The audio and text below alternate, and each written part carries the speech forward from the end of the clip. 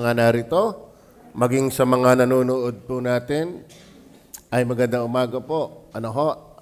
Nais kong pansinin niyo po yung talata, sapagkat dito po ay wala tayong binabasihan ng ating paniniwala at pamumuhay, kundi yung sinabi ng Bible. At ang Bible lang po ang talagang salalayan. Labas dyan ay hindi natin, puro kata na lang yan.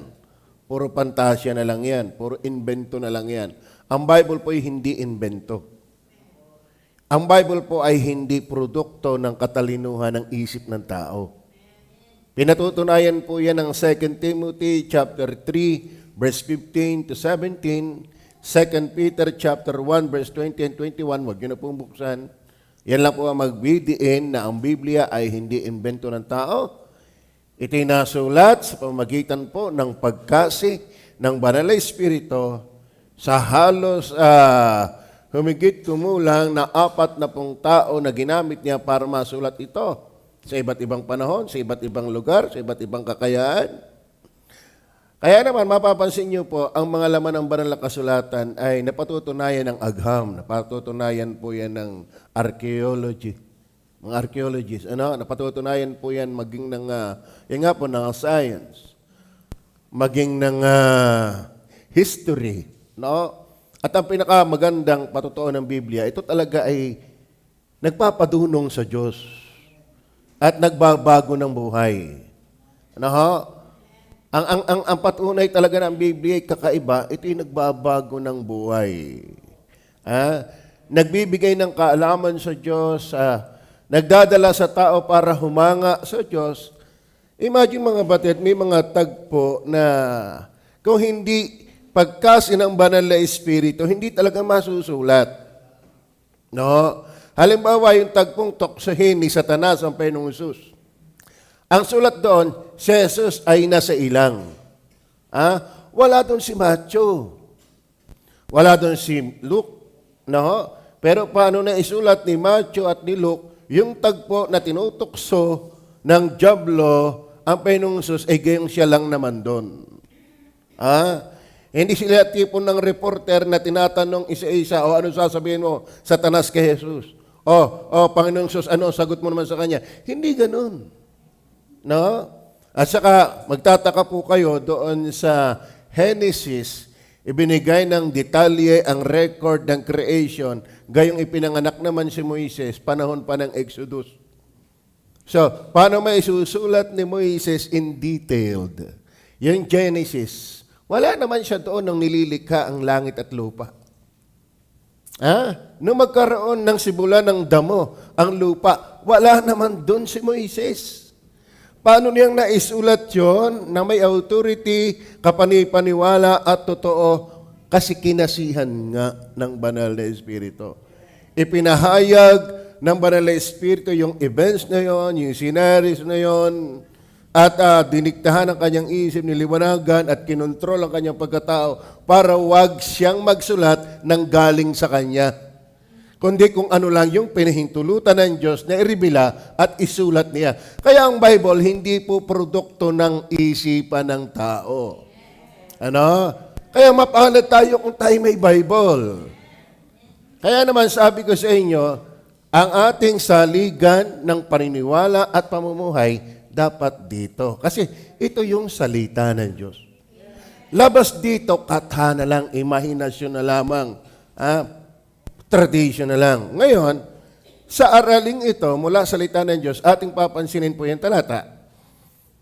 Na nangagpupuri sa Diyos, mahalagang bagay po yan. Ako po kasi parang bawat kataga ng Bible talagang may lasa sa akin. Totoo na. Dapat naman ganun tayo. Yung salita na nagpupuri sa Diyos, hindi magaang bagay yan. Hindi lahat kasi nagpupuri sa Diyos.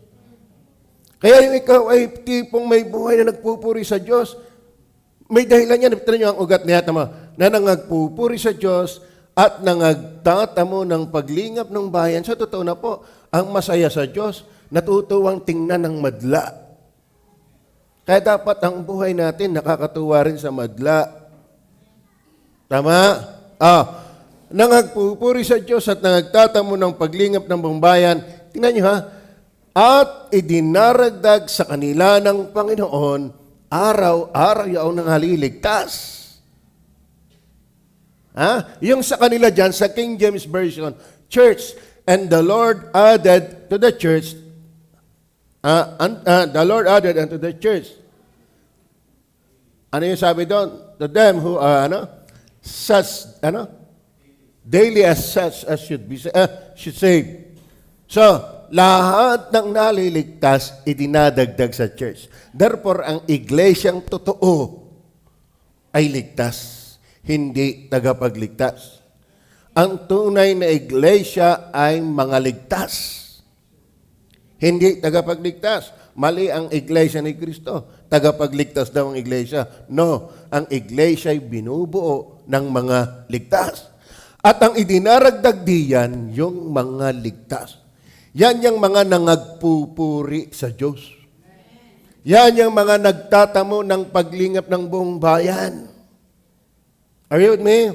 Pero ang ating papansinin diyan, at idinaragdag sa kanila. Ang Diyos pala nagdadagdag. Ang Diyos pala ang nagbibilang ng tao para matunay na kasama kaysa ng iglesia. So ang ating pag-uusapan ngayon, God is able to count us in. God is able to count us in. Sa Tagalog, kaya ka niyang idagdag. Hindi lang isama. Madali namang isama Kaya ka niyang idagdag sa church. Pero may apat tayong pupunahin dito, mga kapatid. Ang senaryo po nito, mga kapatid, kung kayo nagbabasa ng Biblia, hindi ito nangyari sa Pilipinas, muna. Ang tunay na iglesia nakarating ng Pilipinas. Pero talagang iglesia ay itinayo ng Panginoon sa Israel, sa Jerusalem, o somewhere, saan man lugar sa Jerusalem. May issue pa dyan Ang punto lang natin, kung saan ang Panginoon ipinanganak, doon siya nagsimula magtayo ng iglesia. Sa pagiging Diyos, siya ay nasa lahat ng dako. Pero sa pagiging tao, hindi siya nakaabot ng Pilipinas. Malapong iglesia, ang iglesyang dito nagsimula. Kulto yan. Nakarating, pero hindi nagsimula. Ang iglesia ng Panginoon ay tinayo sa Jerusalem ay nakarating din na Roma, pero hindi doon nagsimula. Bakit? Ang payo ng Diyos sa kanyang iglesia, humayo kayo. Gawin ninyong mga alagad ng mga bansa na sila inyong bautismuhan sa pangalan ng Ama, ng Anak, at ng Espiritu Santo. Humayo kayo. At gawin ninyong alagad ang mga bansa. Kaya hindi napaltak sa Jerusalem lang ang church. Nakaabot ng maraming bansa. Nakaabot, hindi mula sa maraming bansa. Nakaabot. Dali namang intindihin noon. Yung mga kulto lang ang hindi nag-iintindi. Tama. At ang sabi ng Acts 1:8, ano yung sabi?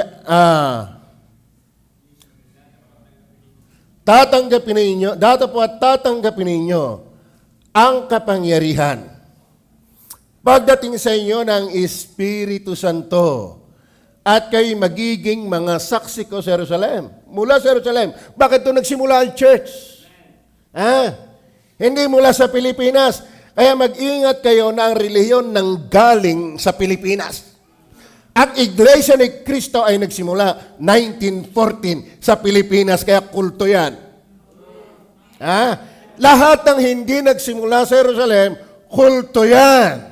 Mag-ingat kayo, hindi lahat ng relihiyon ay sa Diyos. Bakit ang sabi? Kayo'y magiging mga saksi ko. Saan manggagaling? Jerusalem, sa buong Judea at Samaria, at hanggang sa kahuli-hulihang hangganan ng lupa. Amen? Hindi rin sinabing, magiging saksi ko kayo sa Roma.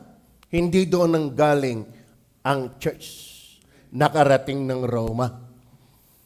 Kaya mag-isip-isip kayo. Magbasa kayo ng Bible. Hindi Romano si Kristo. Kaya walang rosaryo si Kristo. Kaya si Kristo ay hindi rin nagbibinyag. Nagbabautismo. Hindi siya nagro-rosaryo. Against siya sa pagsamba sa mga santo.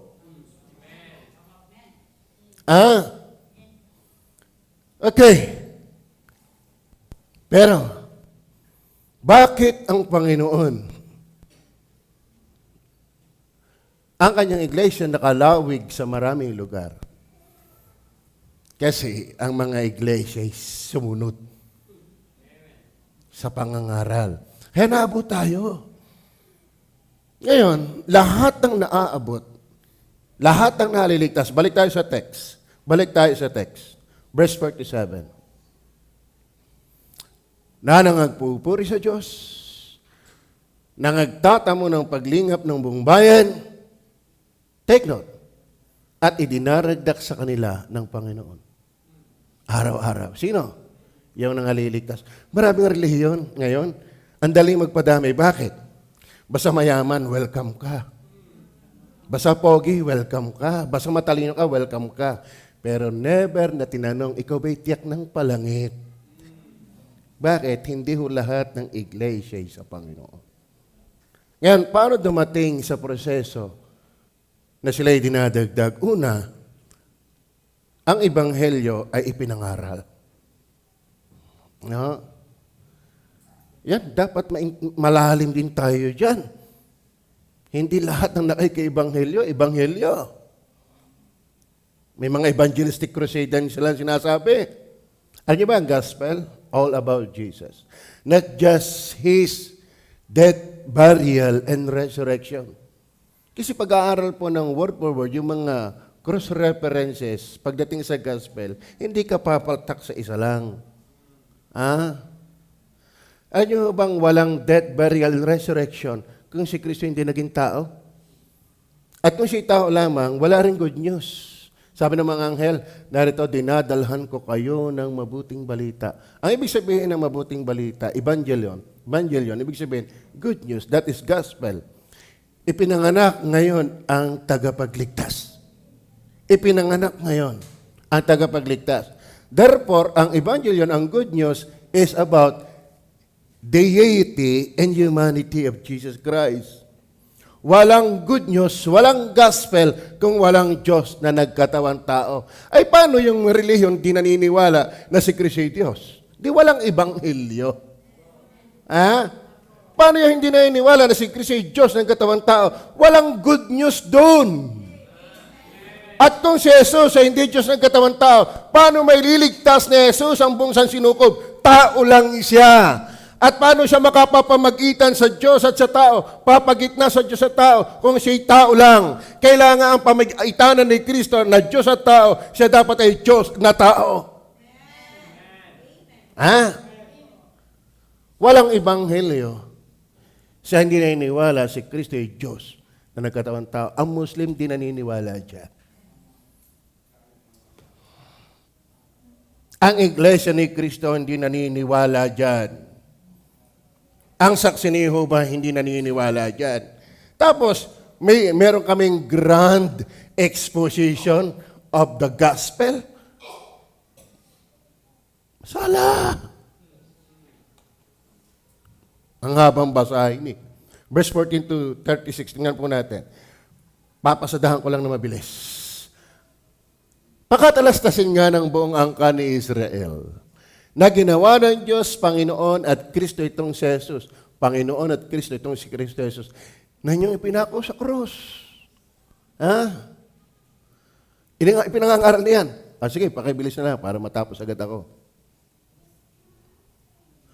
Datapwat pagtindig ni Pedro na kasama ang 11 ay itinaas ang kanyang tinig at sa kanya ipinagsaysay. At sa kanya nagsaysay na sinasabing kayong mga lalaking taga-Judea at kayong lahat na nangananahan sa Jerusalem, mga alama nawa ninyong lahat ito at inyong pakinggan ang aking mga salita. Sapagkat ang mga ito hindi mga lasing.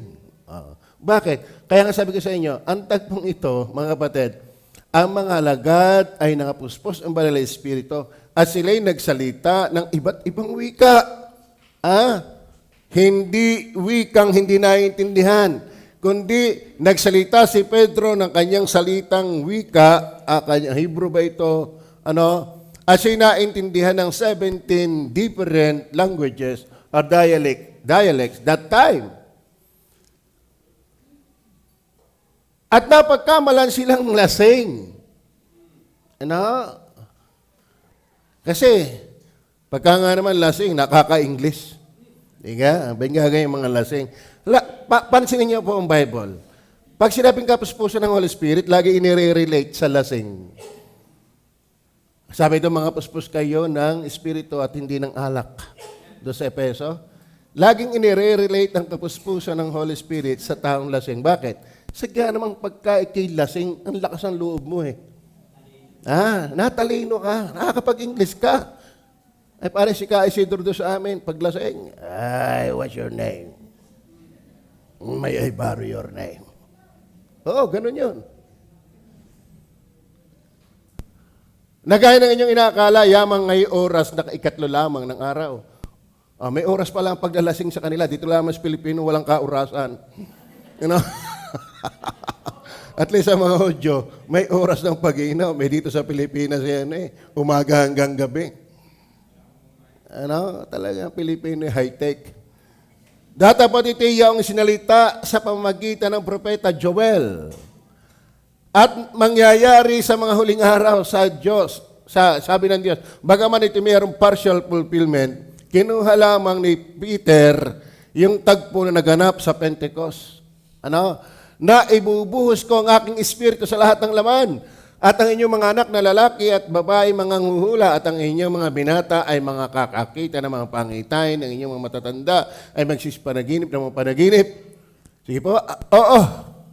Sa aking mga lingkod na lalaki, sa aking mga lingkod na babae, sa mga araw na yun, ibubuhos ko ang aking espiritu at magsisipangula sila. So, kinukot ni Pedro yung kaganapan na inihula sa Joel. Bakit? Talaga ang basihan lagi Bible, kahit sa Old Testament time. No? Okay. At magpapakita ko ng mga kababalaghan sa langit, sa taas, at mga tanda sa lupa, sa ibaba, dugo at apoy, singaw ng usok. Ang araw ay magiging kadiliman. Yan ang hindi pa natutupad. At ang buwan ay dugo, bago dumating ang araw ng Panginoon, yaong araw na dakila at tangi. At mangyayari na ang sino mang tumawag sa pangalan ng Panginoon ay maliligtas. Verse 22, kayong mga lalaki taga Israel, pakinggan ninyo ang mga salitang ito. Si Jesus na taga Nazaret. Yan. Mga kapatid, bakit dumating na sila ay kayang ilagay ng Diyos, idagdag sa church? Bago kayo dagdag sa church, dapat napakinggan mo muna talaga ang pangangaral ng Ebanghelyo. Hindi karakarakang sila'y nangabautismuhan at naparagdag sa iglesia. Bakit? Hindi ka pwedeng idagdag sa iglesia na hindi ka muna ligtas. At hindi ka maliligtas kung hindi mo napakinggan ang mensahe ng kaligtasan. At ano yung mensahe ng kaligtasan? Si Jesus, siya'y Diyos na nagkatawang tao, siya'y namatay. Inilibing. Ikatlong araw, nagbangon maguli. Kaya kapag ang kaligtasan mo'y binyag, bautismo, pagsapi sa relihiyon, hindi ka pwede sa church. Hindi talab, walang bisa, hindi ubra ang relihiyon na dumadami pero walang ebanghelyo.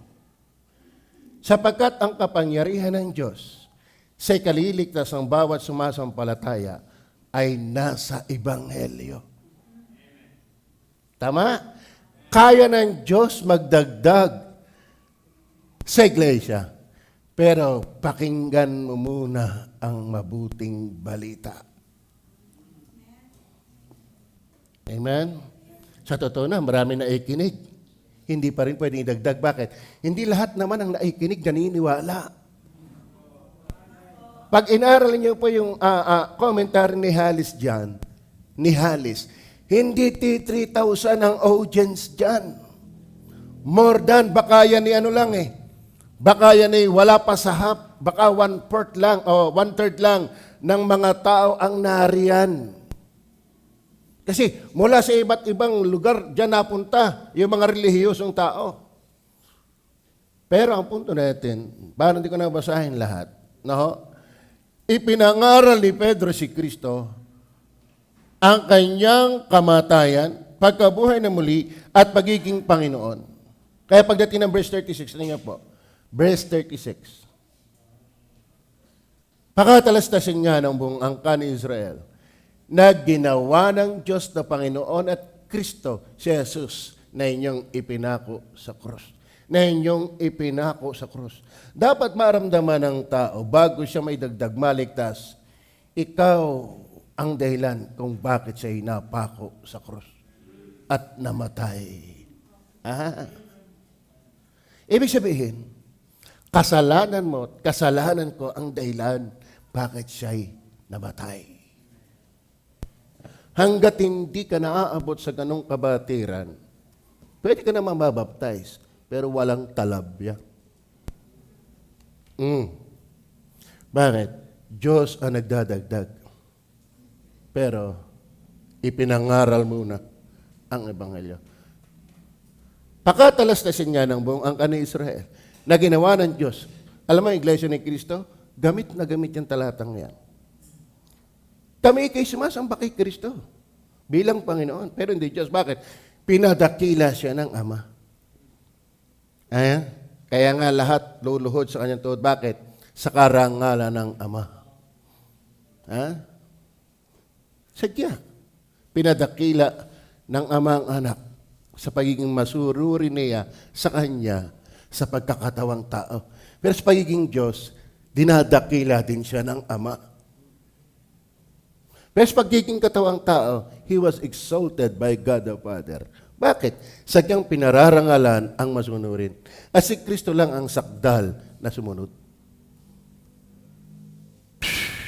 Amen. So maliwanag ko ba? Nakabautismuhan sila matapos maligtas at idinagdag sa church.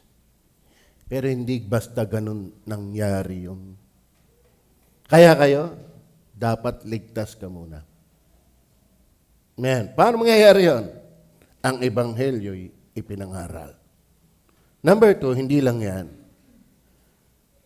Ang Ebanghelyo'y pinaniwalaan.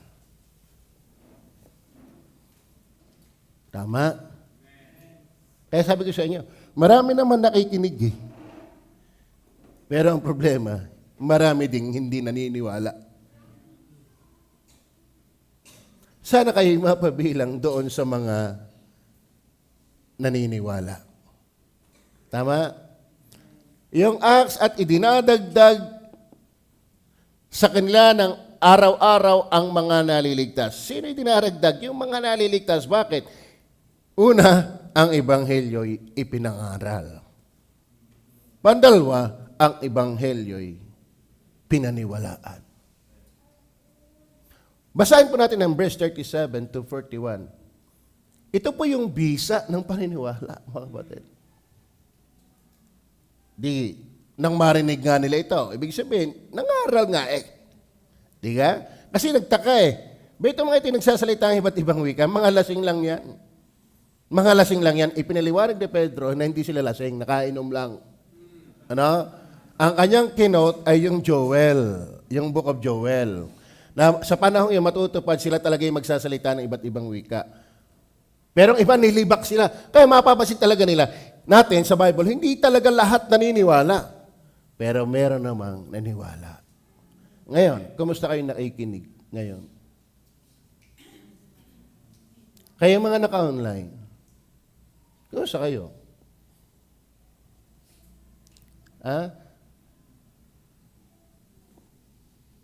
Mamaya ako uhaw. Namamalat-malat pa lang. Pag kayo uhaw, walang silbi na inaalok ka ng tubig kung hindi mo iinumin. Kung ikay gutom, walang silbi ang pagkaing inaalok sa iyo kung hindi mo kakainin. Kahit pa si Kristo ang Ebanghelyo, tagapagligtas, walang talab sa iyo yan kung hindi mo paniniwalaan. Maraming nakikinig lang. Pero hindi talaga tinalban. Bakit? Walang kalakip na pananampalataya. Para makita natin, nang marinig nga nila ito, ay nangasaktan ang kanilang puso. Pero itong magandang nangasaktan, sa totoo na, lahat naman na ikinig nasasaktan Pero mayroong nasasaktang nagagalit. Pero mayroong nasasaktang bumababa. Alam niyo po, ang ginamit yan, ako po'y suki sa pagpaliwanag yan. Ang ginamit po diyang nangasaktan, sa English yan ay pierce, o prick in the heart. Pero sa Grego po yan ay katanoso. Parang idea ay to pierce thoroughly. Digat si Kristo, pinaglagusan din ng sibat ang kanyang tagiliran at lumabas ang tubig doon at napag-unawang, ito nga ang anak ng Diyos. Yun ang same word na ginamit, yung prick. That means pierce thoroughly. Parang kay Cupido. Nung pinana, tag-os ang pana hanggang kabila. Pero yung audience ni Stephen, iba ang gamit doon. They were cut by the word. Ito, they were pierced by the word. Pero yung audience ni Stephen, they were just cut. Mere cut by the word. Anong idea? Balik ulit tayo for the sake. Ito may hindi bago. Pero for the sake lang natin pag-aaral. Nung ako'y nasa Ilaya, ako lang malimit mag-isa doon. Kita ko yung bayawak. Dahil sumilip ako doon sa cabinet, kita ko yung bayawak. Sa kagustuhan, kung wala akong magawa, patayin ko kayari. Nag-iisa lang naman ako Ginawa ko yung patpat na kawayan, nilagyan ko ng kutsilyo, tapos isinaksa kong ganyan. Tulo ang dugo din tulo. Pagsabaho pala ng dugo ng bayawak na yan. Mabaho. Kaya hindi ko makakain niya. Pangalan palang bayawak, parang hindi ko na makakain. No? Tulo. So, iniisip ko, nung hinihila ko yung kutsilyo, dala-dala. Pero nung hilahin ko yung kutsilyo, wala. Tapos minapakinig ako sa bubong. Yung parang nakalarkar, yung special, yun. Pero may tama. Bakit hindi ko nakuha? Kasi, cut lang. Naintindihan niyo ba yun? Nakat lang. Nasaktan lang, nasugatan lang. Pero hindi tuhog. Maraming hindi maidadagdag sa church. Nasaktan lang. Pero hindi tuhog. Pero dito, nang marinig nga nila ito, ay nang nasaktan ang kanilang puso. Kami, manguhuli ng isda. Makinig kayo, mga young people, mga bisita namin. Meron kaming pagkakataon, nahuli, Kuya Boy, yung hito. Kaso lang, marami ng katang, Brother Rani. Sa amin makatang, basta September, October. Pag marami ng katang, yung timba, saka mo ilalagay yung hito, mababaw na ang tayo ng hito.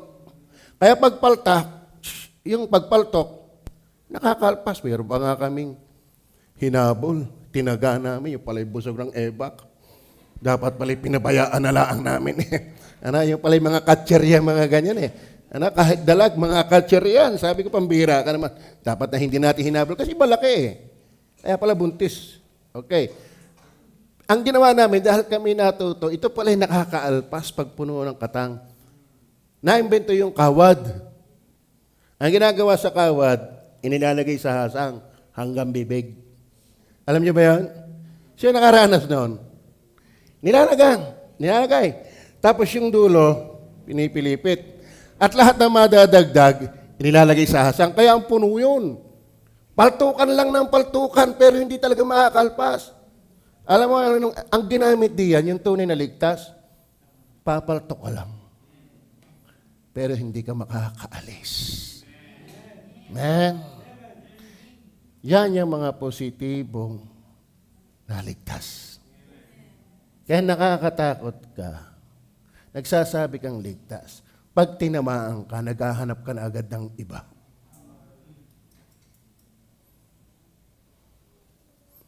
Are you with me?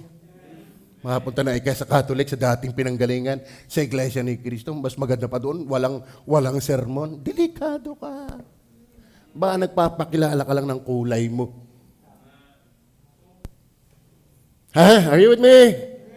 Sadyang ang naligtas at hindi naligtas, parehong nasasaktan. Pero ang magandang ginamit, they were pricked in the heart. They were pierced thoroughly by the word. Nasasaktan. Pero alaman mong tama, wala kang magawa. Tama anong gagawin ko? Salita ng Diyos anong gagawin ko? Tama ba? Verse 38. Tingnan niyo po ang naging gawa. Sinabi sa kanila ni Pedro, mangagsisi kayo. At mangagbautismo, ang bawat isa, tingnan niyo nabanggit na magsisit, magbautismo. Bakit? They were pricked by the word. So number 2,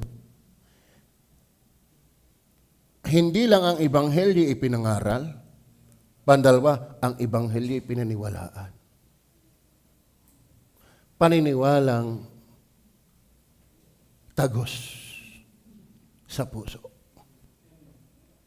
Tama?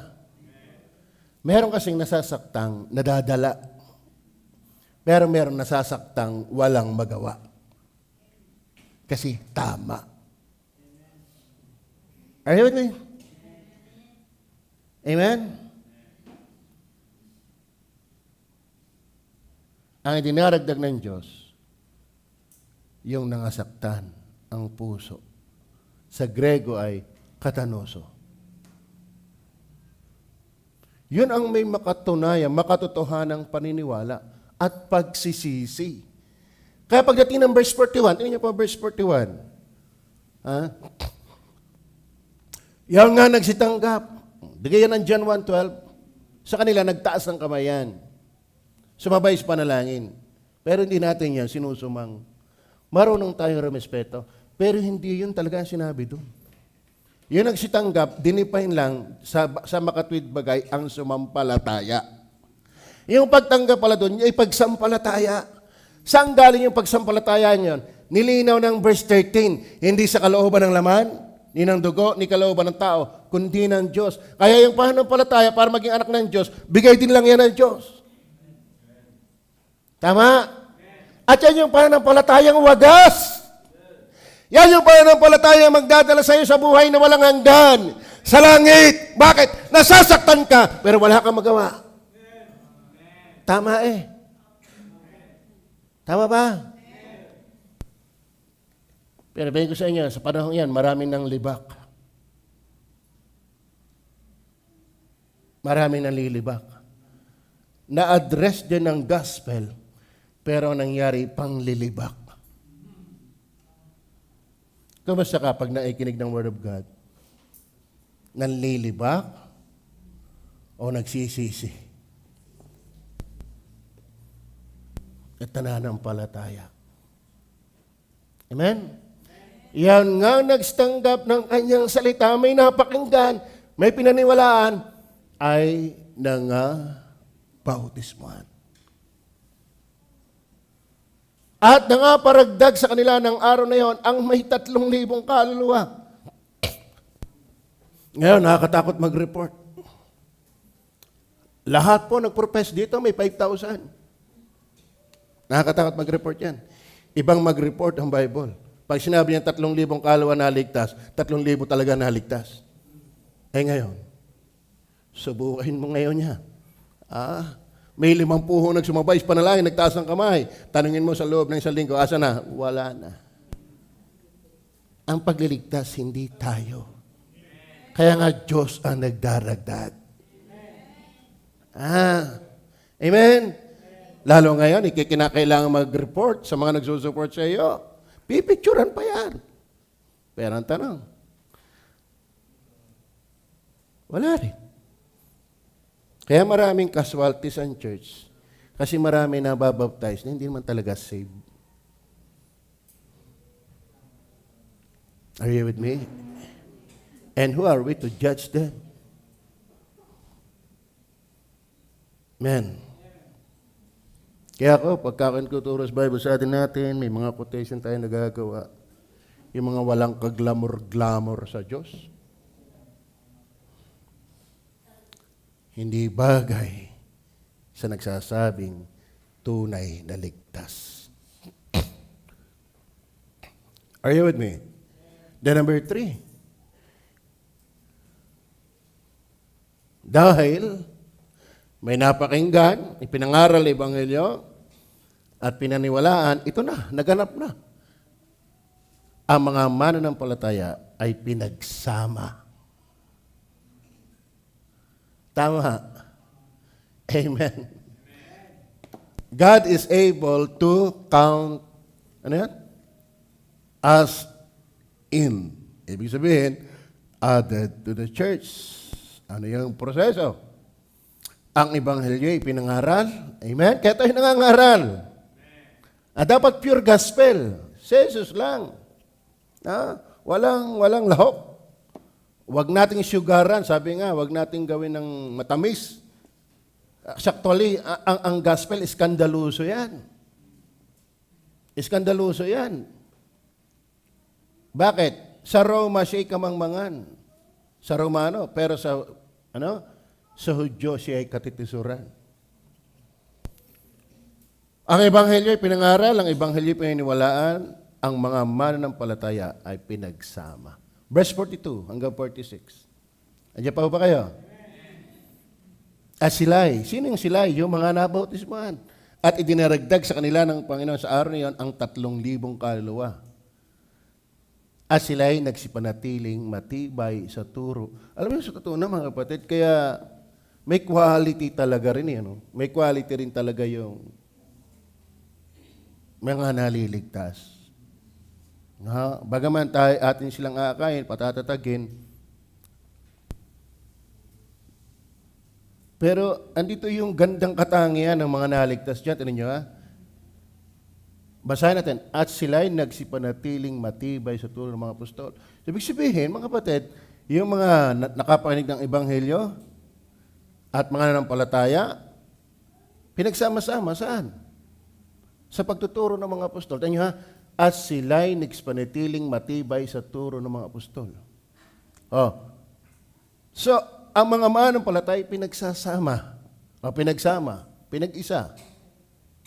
Saan? Sa pagtuturo ng mga apostol.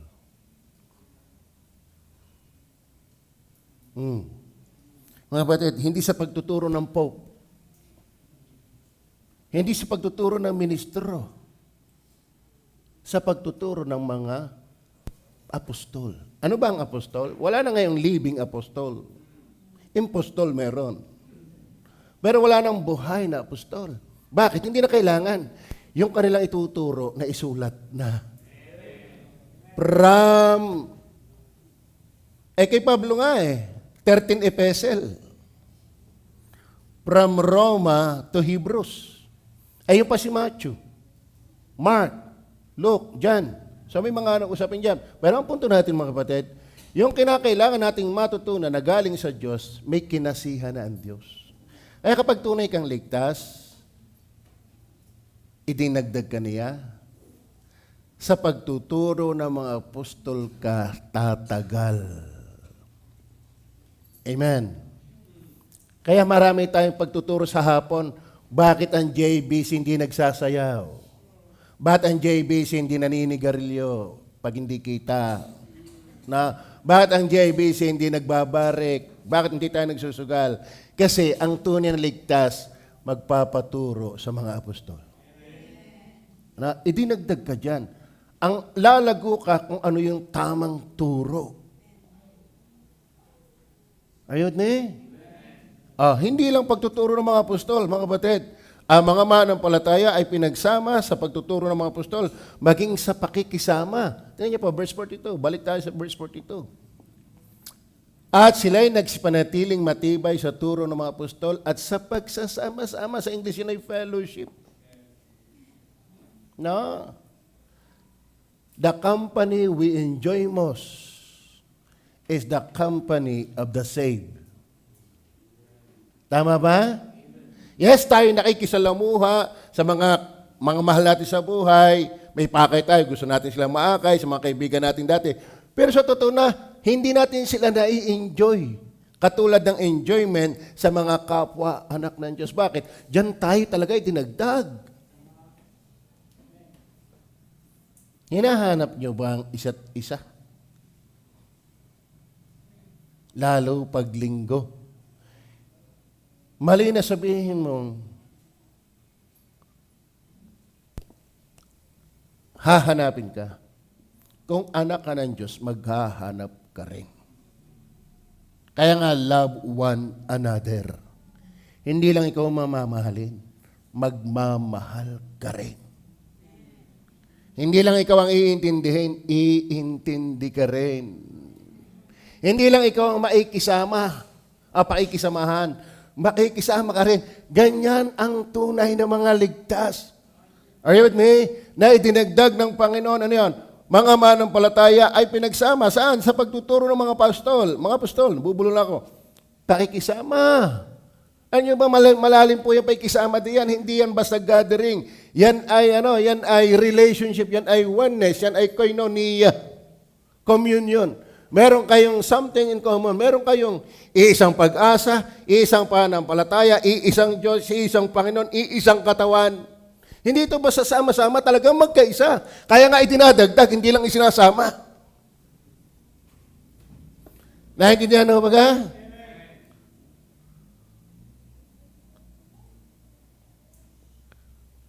Kaya kang idagdag ng Panginoon.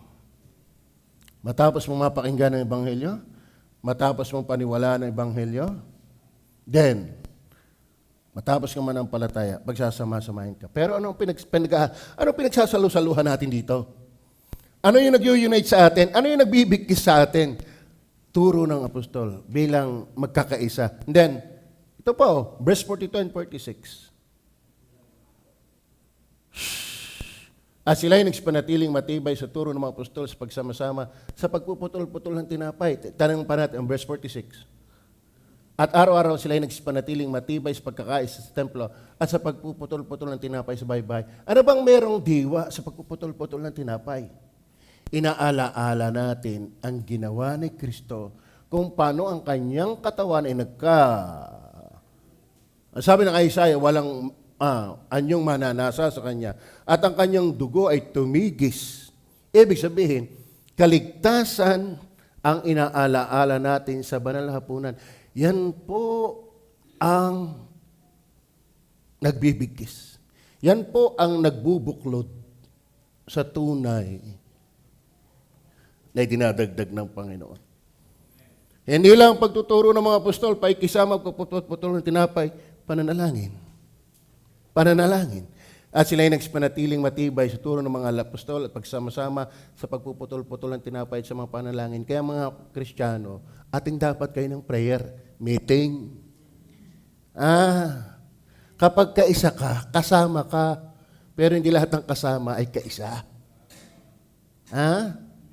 Tama ba? Uy. Hindi nga, nakasama ko si Abigail at saka si Melissa, ay mga asawa ko sila. Hindi. Magkasama lang kami. Pero kami ni Madam, magkasama, magkaisa.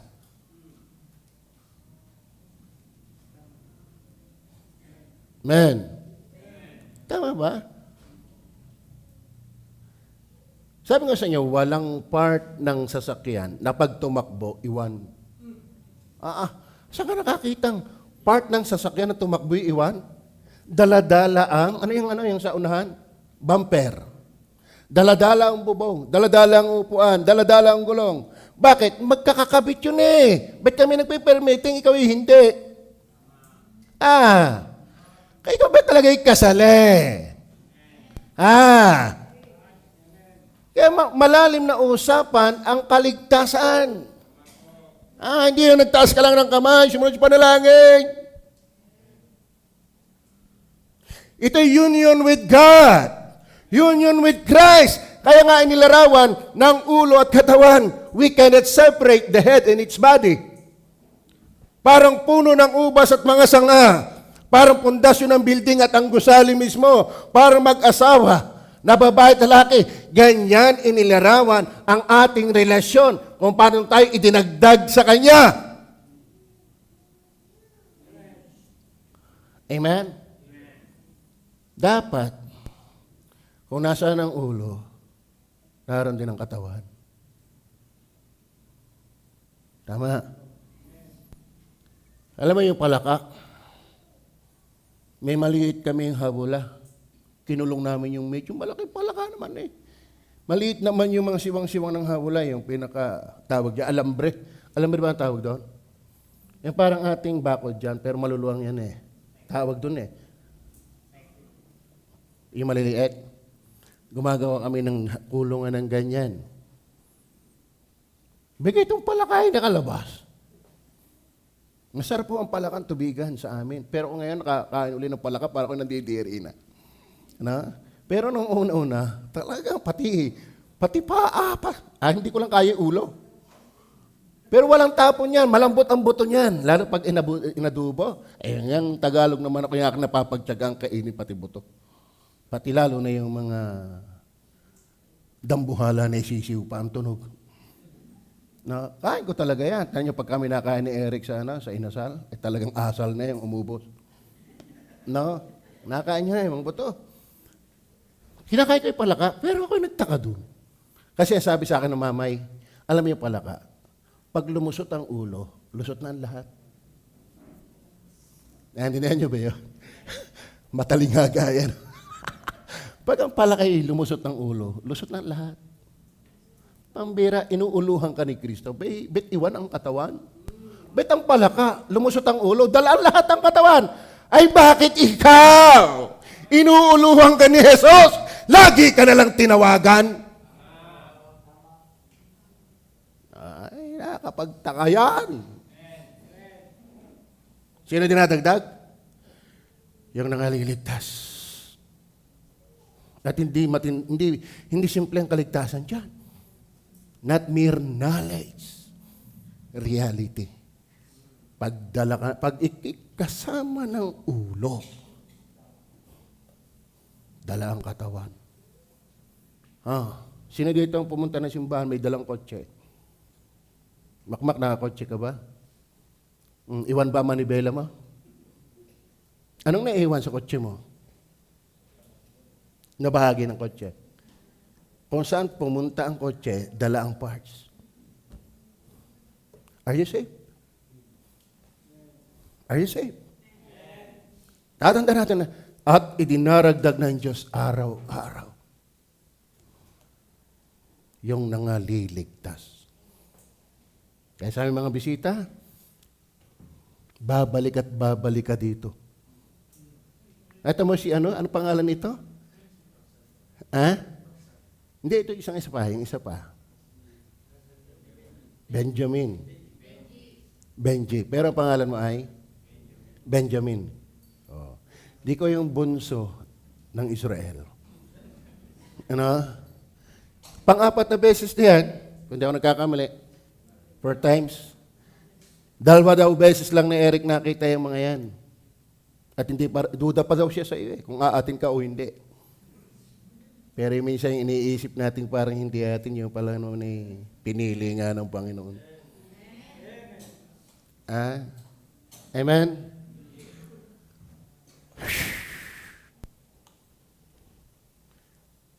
Verse 44 and 45. Pastor, evangelistic tayo. Kasama ito sa ligtas. Amen. Amen. At ang lahat ng mga nagsampalataya ay nangagkakatipon. Lahat. Ina-address ay lahat ng mga nagsampalataya. Kaya nga dadagdag ka ng Panginoon, una, ipangangaral ang Ebanghelyo. Paniniwala ng Ebanghelyo. Yung naniwala, pinagkaisa. Kaya ang address, lahat ng mga nagsampalataya. Kayo ba kasama doon? Sa ngayon, ay nangagkakatipon. Kaya sa totoo na ang nag-i-enjoy sa ating gathering, mga mananampalataya talaga. No? At lahat nilang pag-aari ay sa kalahatan. Kaya huwag ko kayo magtaka bakit may mga sobre tayo dyan. Nasaan kaya ganan? Anong gamit na yun? May giving ho sa mga tunay na ligtas. Dapat maaga niyong maintindihan na sadyang ang ligtas nagbibigay. Bakit? Hindi ka naman naligtas kung walang ibinigay na buhay. Tapos iniligtas ka, hindi ka magbibigay.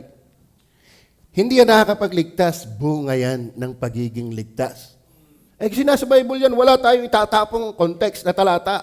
Dapat basahin natin yan. Wala tayong iniiwasan ditong talata. Masagasaan ang masagasaan. Salita ng Diyos yan eh. Tama ba? Ligtas ba kayo? Kayo ba'y nagbibigay? Kayo ba'y nagbibigay ng tithes and offering? Meron tayo umubos sa load, umubos sa kumbagay, wala tayong patumangga, wala tayong panginayang, tapos iniligtas ka ng Diyos, hindi ka marunong yan. Verse 45, at ipinagbili nila ang kanilang mga pag-aari. Take note, may ipinagbili pa sila. At kayamanan at ipinamahagi sa lahat ayos pangailangan ng bawat isa. May giving talaga pagkaligtas.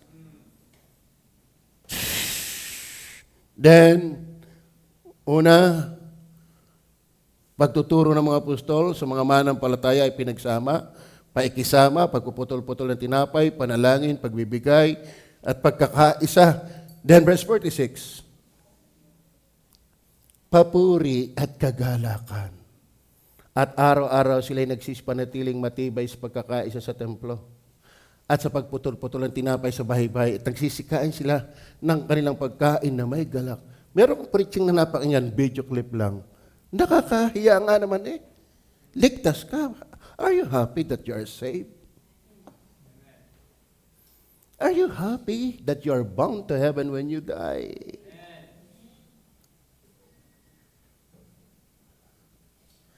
Kalahin mo, nagbili ng pag-aari, masaya pa rin. Tayo nakikinig pa lang ng preaching, pauwi na. Kalahin mo yan? Are you with me? Kaya don't small salvation. It must be a reality, not just well-informed about the truth of this doctrine. Amen? Ikaw yung nagbili ng lupa. Ikaw yung nagbigay ng iyong kayamanan. Pero ang tala pa rin, sila'y masaya.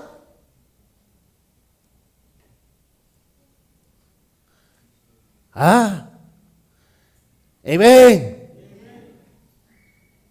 Sa totoo na, lahat tayo may mga masamang kahapon.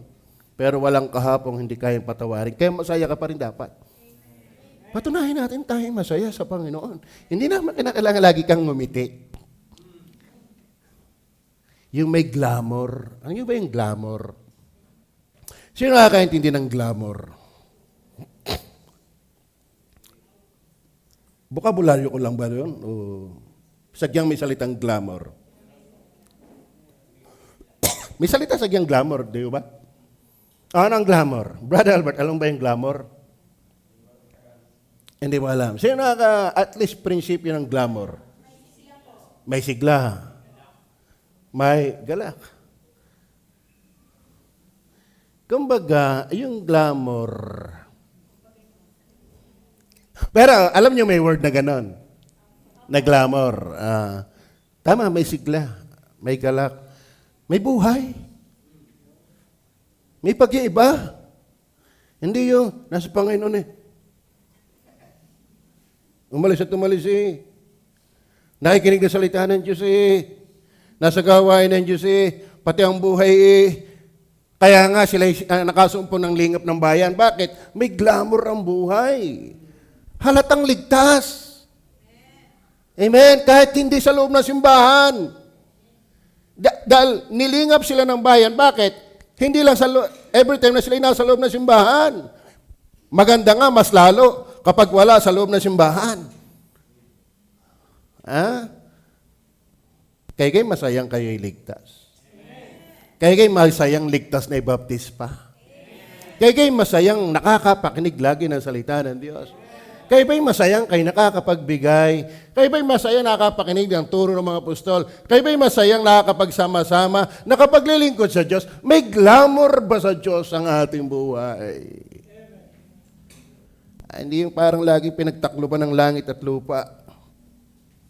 At araw-araw sila'y nagsisipanatiling matibay sa pagkakaisa sa templo. Kalahin mo yun, araw-araw tayo, Miyerkules lang ng hapon at saka Linggo maghapon, Wala, di lalo kung araw-araw. At sa pagpuputol-putol ng tinapay at nagsisikain sila ng kanilang pagkain na may galak. Then last, yan na nga, verse 47. Hiniwag-iwag lang naman natin yung ating text. Ang mga naligtas ay idinagdag ng Panginoon. Sa totoo na, bago dumating yung verse 47, wala namang kaduda-duda eh. Yung dinagdag dyan talagang ligtas. Amen? Doon pa lang they were pricked in the heart. Amen? And they that gladly receive His words were baptized na manatiling matibay sa turo ng mga apostol sa pagsasama-sama, sa pagpuputol-putol ng tinapay, sa panalangin, sa pagkakaloob, sa pagkakaisa, sa kagalakan. Ang ganyan nga yan eh. May glamour.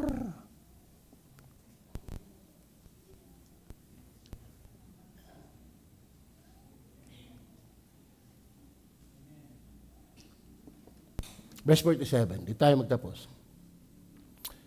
Na nangagpupuri sa Diyos.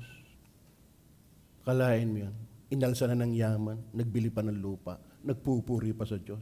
Samantala, nakikinig ka lang ng tithes, Uy, uuwi na mamaya. But ito evangelistic, giving ang sinasabi.